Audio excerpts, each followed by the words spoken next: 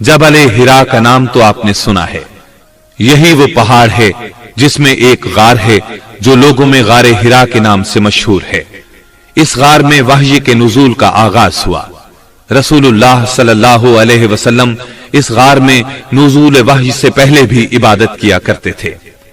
मुस्लिम की हदीस है, अबू हुरैरा रज़ियल्लाहु अन्हु बयान करते हैं कि नबी करीम सल्लल्लाहु अलैहि वसल्लम सैयदना अबू बकर सिद्दीक, सैयदना उमर, सैयदना उस्मान, सैयदना अली, सैयदना तलहा और सैयदना जुबैर रज़ियल्लाहु अन्हुम हिरा पहाड़ की एक चट्टान पर बैठे थे कि चट्टान हिलने लगी।